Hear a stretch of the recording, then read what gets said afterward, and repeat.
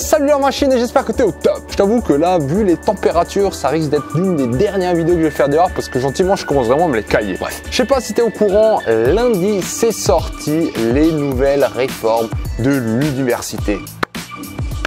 On est début novembre. Bravo les gars. Alors je rappelle très rapidement ce qui avait posé problème, c'était le système APB, admission post-bac, parce que ce qui se passait, c'est qu'il y avait énormément d'étudiants dans les universités et ça a fini en complet carnage. Plus de place, et quand il n'y avait plus de place, justement, il fallait trouver un moyen pour faire le tri. À ton avis, comment ils ont fait? Si tu as suivi l'histoire, tu es au courant. Ils se sont dit, on fait un tirage au sort. Ouais, c'était un tirage au sort. En gros, toute l'année, on te bombarde, il faut que tu bosses, il faut que tu aies un dossier, tout ça. T'arrives à la fin de l'année, tu es là, si tu vas en fac, tirage au sort. Ça va, vous n'êtes pas trop foutus de la gueule des gens là? Mais bref, la bonne nouvelle, c'est que maintenant, tout ça, c'est du passé. La première grande chose à retenir de cette réforme, c'est qu'il n'y aura plus le système APB, donc plus de tirage au sort. Remarque quand même que la problématique, elle est un peu subtile, parce que 60% des étudiants, d'après les derniers nombres, ils sont en réorientation dans les facs.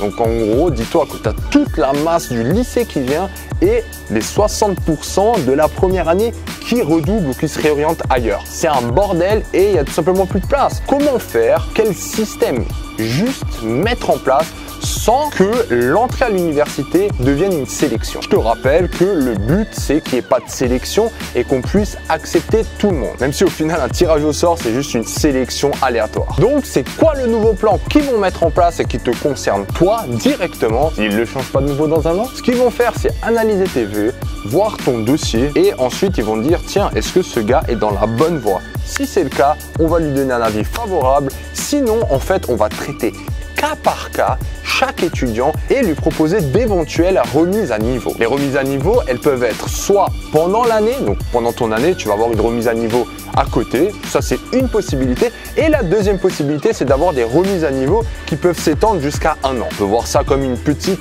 préparation avant que tu puisses intégrer le cursus que tu as envie. Et franchement, je trouve que sur le papier, la solution, elle a l'air vraiment magnifique parce qu'on prend vraiment le temps d'analyser chaque cas et de lui faire un espèce de programme sur mesure pour qu'il puisse vraiment maximiser ses chances pour obtenir la voie qu'il choisit. Par contre, le truc qui vient de sortir, il n'a jamais été mis en application. Je veux pas être pessimiste, mais j'ai l'impression qu'il faudra une sacrée bonne organisation pour que tout ça tourne au top. Et toi d'ailleurs, t'en penses quoi déjà par rapport à APB et tout ce tirage au sort? Est-ce que toi, tu trouvais qu'au final, c'était une solution pas trop mauvaise? Est-ce que cette nouvelle réforme qui vient d'être mise en place, tu penses qu'elle est viable? Tu penses qu'elle est bien? Qu'elle est réaliste? Ou bien toi, tu penses que ça va être un complet carnage et que tout ça n'a aucun sens? De toute façon, on va voir dans les prochains mois ce que ça va bien donner. Une chose est sûre, c'est que c'est pas forcément évident de trouver une solution qui semble facile à implémenter et qui puisse aussi donner des résultats satisfaisants. Si tu as des potes qui sont pas encore au courant de cette réforme,